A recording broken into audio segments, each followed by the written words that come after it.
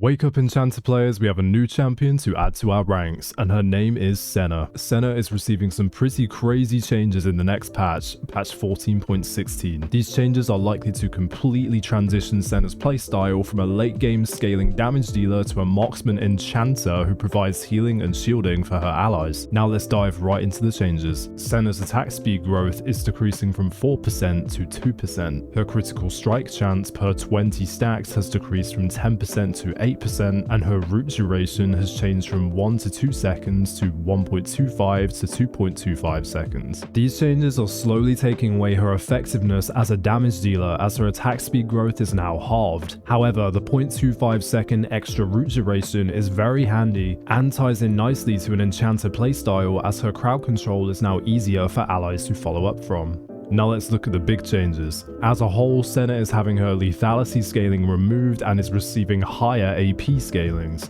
First, let's look at Piercing Darkness, Senna's Q. The heal is changing from 40 to 80 plus 30% bonus AD, 40% AP, and 160% lethality to 40 to 120 plus 40% bonus AD plus 80% AP, in addition to the lethality scaling being removed. I know this is very wordy, but in summary, her Q heal is increasing by 40 base, an extra 10% AD scaling, and an extra 40% AP scaling, minus the lethality scaling. There is a second change to Piercing Darkness's slow. Her Q slow ratio is being adjusted from 10% per 100 bonus AD plus 6% per 100 AP to 15% per 100 bonus AD plus 10% per 100 AP.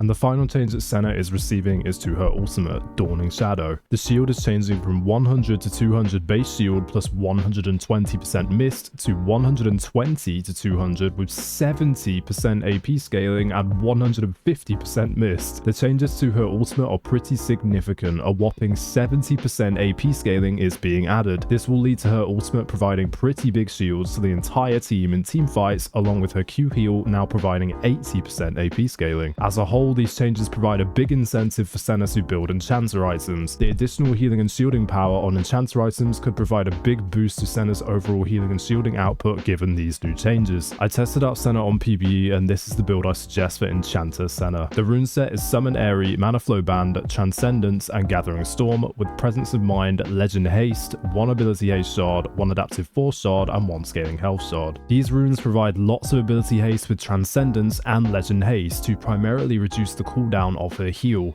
Ability Haste synergizes well with her auto attacks, which also reduce the cooldown of her Q when an enemy is hit.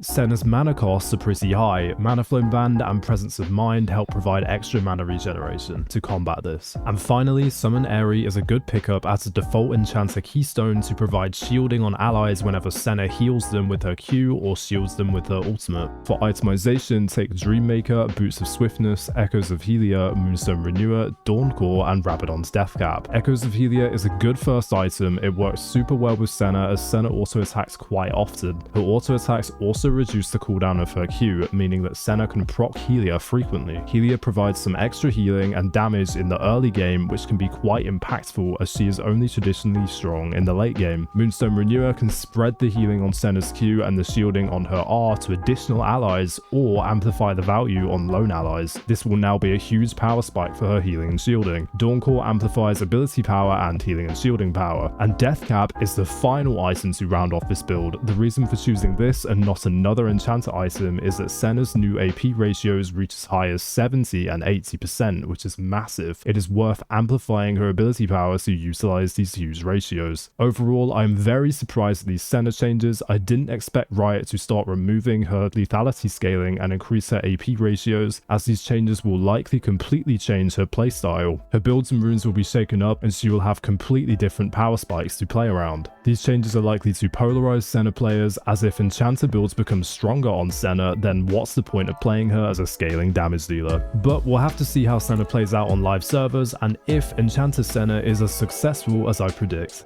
Thank you so much for watching this video. Let me know what you think about the Senna changes, and if you recommend any runes or items to try on her. Good luck on the Rift, and I'll see you guys in the next video.